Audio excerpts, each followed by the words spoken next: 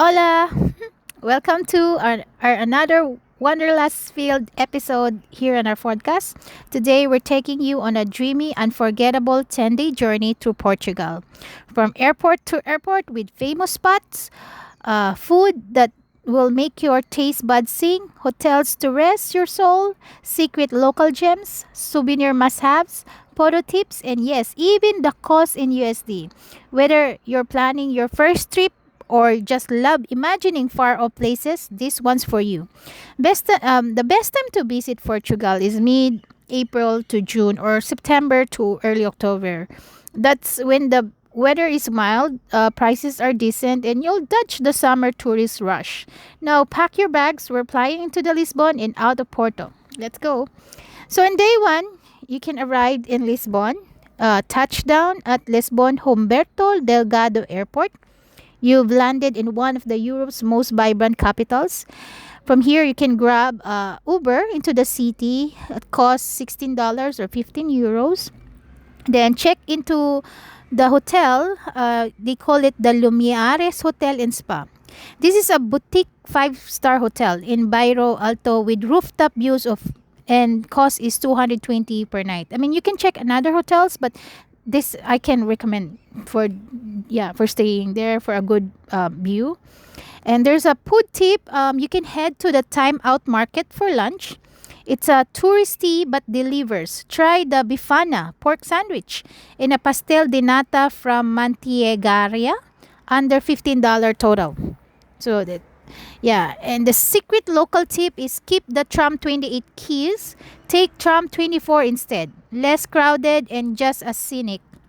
For Instagram spot, sunset at Miradoro da Senhora do Monte, Lisbon's highest lookouts. That's where good sunset, I guess, too.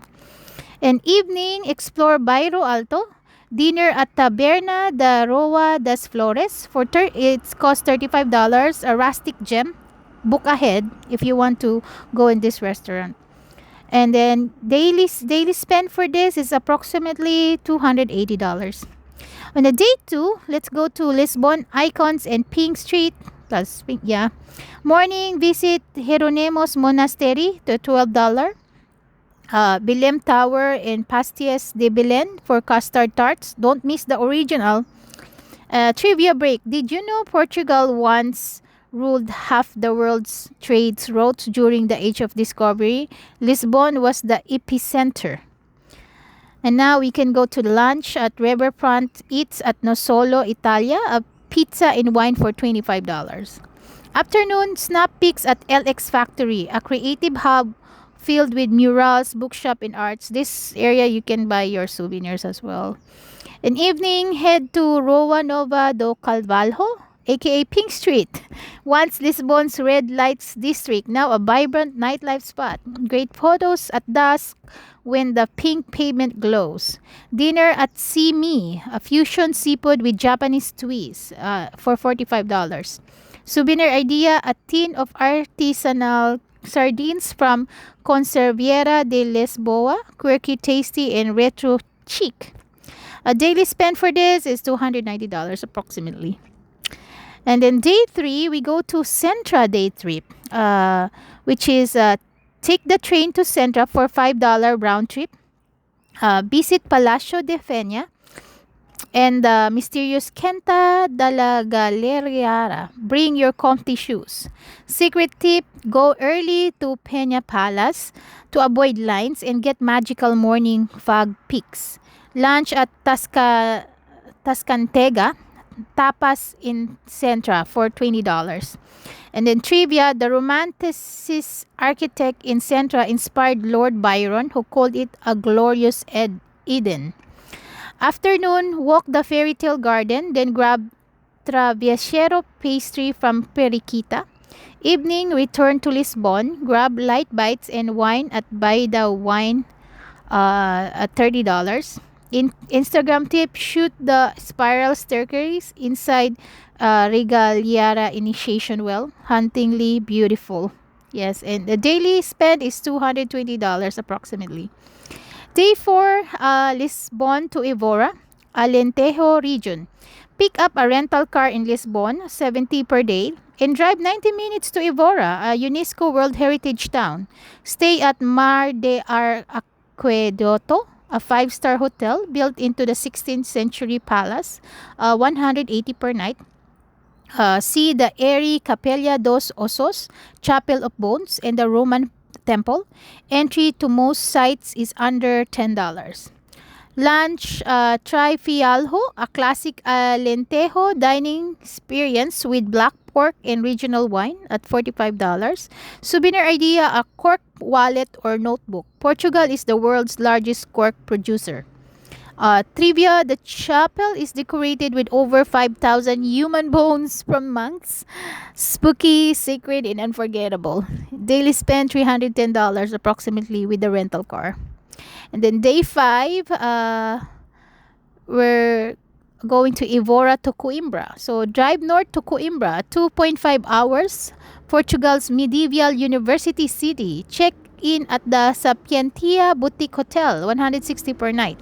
Request a room with a view over the Montego River. Explore the University of Coimbra, one of the oldest in Europe, and the Juanina Library, a Baroque marble straight out of Harry Potter. Lunch, lunch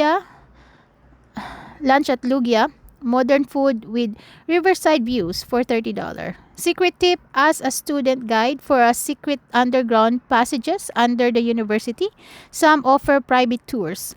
Evening, stroll the old town, grab some pitiscos, a Portuguese tapas, at Fangas Mercearia Bar at $25. Instagram moment, the golden ceilings of Juanina Library, no flash allowed, but the detail is breathtaking. Daily spend is $285 approximately. Then day 6, Coimbra to Porto. Time to head north. Drive or take a direct train about 1 hour and 45 minutes for $15 to Porto, Portugal's soulful second city. So Porto is a Portugal's soulful second city. So check in at the Torel Avantgarde for 210 per night. A chic hilltop boutique hotel with artistic flair and views of the Douro River. Afternoon, walk across the Dom Luis Bridge and explore the Riviera district. Trivia break. That iconic bridge, it was designed by Theophile Seyrig, a disciple of Gustave Eiffel. Yep, same Eiffel as the Paris Tower. So food tip, for lunch, try a franciscenha, Porto's signature sandwich, a monster stuck with meat, cheese, and beer sauce. So Cafe Santiago does a top-tier version for about $18. The evening, Fort wine tasting at Graham's Lodge or Sandeman. Tasting tour is a $25 each. Instagram tip, capture the golden hour from Hardem do Moro across the river. It frames the bridge in Riviera in perfect light. Daily spent $305 approximately. And the day 7, our last day, is Porto to Green Street and then Hidden Gems. So start the day at Livraria Lelio for $6, one of the world's most beautiful bookstores, and J.K. Rowling's inspiration for Hogwarts. So, secret tip, buy your ticket online to skip lines. Visit early morning or at lunchtime to avoid crowds. Then, discover Rua das Flores and head to Rua da Galeria de Paris, known for Porto's Green Street. So, the lush passage of the Cafe Candelabro is a leafy urban Porto dream. So, lunch at the Cantina 32, famous for its modern Portuguese cuisine, for $35. Afternoon, visit Sao Bento Station for tile-covered walls that tell Portugal's history free and stunning. Dinner at Casa Guedes for their pork and shera cheese sandwich, heavenly and under $10.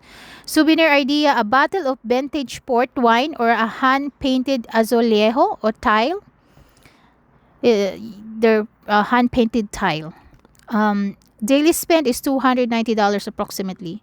At day 8, Dooro Valley day trip. Take a day tour or self-drive to the Dooro Valley, one of the famous most scenic wine regions. Many tours from Porto cost 110, including tasting and lunch. Stop in Peso da Rigua or Penhao uh, for riverside views, terrace vineyards, and wine states like Quinta do Ciesco. Lunch included in most tours except fresh river fish, olive oil, and crisp white wines.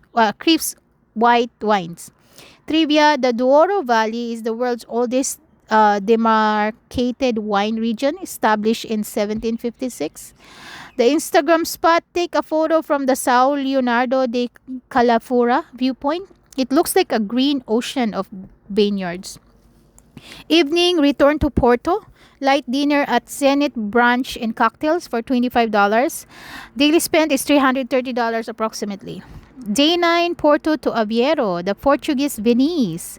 Drive or train a 1 hour uh, for $10 to Aveiro, known for its colorful boats and candy strip houses. Check in at Hotel Moleciero for $130 per night. Explore the canals, taste ovos moles, sweet egg yolk pastries, and wander the Costa Nova beach with its Instagram famous stripe houses. Instagram tip Instagram tip: the candy colored beach houses at Costa Nova are best photographed at golden hour. Go late afternoon. Lunch: Salpuente, set in a former salt warehouse, upscale seafood for $45. Secret tip: rent a Moleciero boat for a private canal tour. It's more charming and quieter than the group ones for $20 per person. Souvenir: locally made ceramic kitchenware, durable, traditional, and stylish. Evening: return to Porto for one last evening walk through the Riviera under the lights. And daily spend is $270 approximately. In day 10, fly out from Porto. So spend your final morning with a relaxed breakfast at your hotel, or grab one last espresso and pastry at Majestic Cafe for $10. And depending on your flight, stop by Palacio da Bolsa for an opulent farewell to Porto's mercantile history. $10 entry. Return your rental car if you had one, or take a taxi Uber to Francisco Carniero Airport for $20. Fly out and full stories, photos, and dreams of Portugal. So here's our segment's total cost and wrapped up. So the total estimated cost for the 10 days per person is flight round trip from the US is $850. Accommodation $1,800. Food and drinks $600. Transport, car, trains, and Uber $400. Attraction and tours $250. This is approximately. Souvenirs and extras $100. So total is $4,000 per person. It could be less if you're not really spending that much, or you just wanna chill there and then you look around sightseeing. But budget tip: traveling off season, November to March, can save 20 to 30% on hotels and flights. So I think it's more colder because it's a winter time.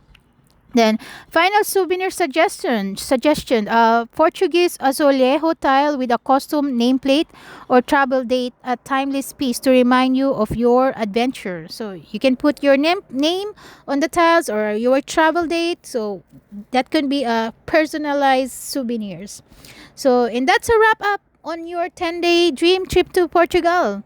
From pastel de nata to port wine, bone chapels to stripe houses, you've seen it all. This country is a magical mix of old world charm, coastal color, and culinary delight. Don't forget to tag us in your trip photos and let us know which tip came in clutch. Until next time, and keep rooming and revealing.